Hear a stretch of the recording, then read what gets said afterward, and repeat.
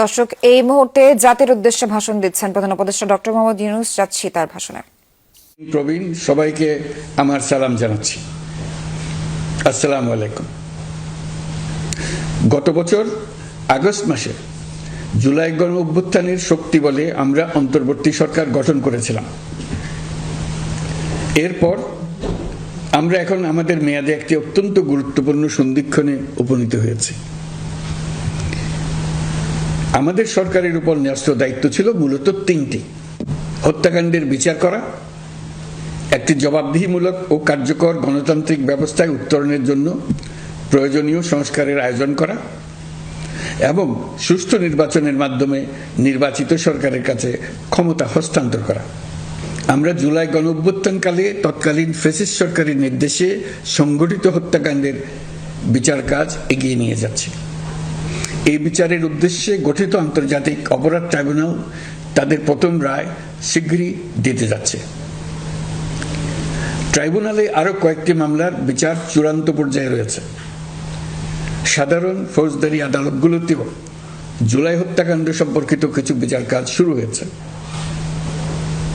আমরা একই সাথে দেশের ইতিহাসে প্রথমবারের মতো গুমের মতো নৃশংস অপরাধের বিচার কাজ শুরু করেছে। আমি আনন্দের সঙ্গে আপনাদের জানাতে চাই যে সংস্কারের ক্ষেত্রেও আমরা ব্যাপক অগ্রগতি অর্জন করেছি।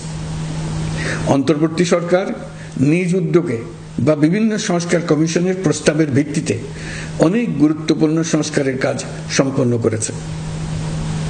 কিছু প্রস্তাবিত সংস্কারের কাজ এখনো চলমান আছে। অধ্যাদেশের মাধ্যমে বা বিদ্যমান আইন সংশোধন করে বিচার বিভাগের স্বাধীনতা, বিচার ব্যবস্থাপনা, আর্থিক খাতে স্বচ্ছতা, প্রাতিষ্ঠানিক সক্ষমতা বৃদ্ধি, ডিজিটালাইজেশন সম্প্রসারণ ও দুর্নীতি প্রতিরোধে বিভিন্ন সংস্কার সম্পন্ন করা হয়েছে। ভবিষ্যতে সুশাসনের জন্য এসব সংস্কার বড় ভূমিকা রাখবে বলে আমরা মনে করি। আশা করি আগামী নির্বাচিত সরকার সংসদে আলাপ আলোচনার মাধ্যমে এইসব সংস্কার গ্রহণ করবে। আমাদের আরেকটি গুরু দায়িত্ব হচ্ছে সুষ্ঠু নির্বাচন অনুষ্ঠান। আমি ঘোষণা করেছি যে আগামী ফেব্রুয়ারির প্রথমার্ধে জাতীয় সংসদ নির্বাচন অনুষ্ঠিত হতে যাচ্ছে। এই নির্বাচন উৎসব মুখর, অংশগ্রহণমূলক ও সুষ্ঠুভাবে অনুষ্ঠানের জন্য আমরা সব প্রস্তুতি গ্রহণ করছি। আমাদের উপর অর্পিত দায়িত্ব আমরা সঠিকভাবে পালন করার জন্য সর্বাত্মক চেষ্টা করে যাচ্ছি।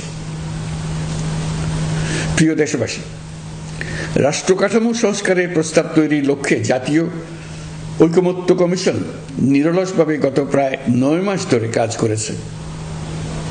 এই সময় কমিশন জুলাই গণ অভ্যুত্থানে অংশগ্রহণকারী রাজনৈতিক দলের প্রতিনিধিদের সঙ্গে দীর্ঘ আলাপ আলোচনা করেছে।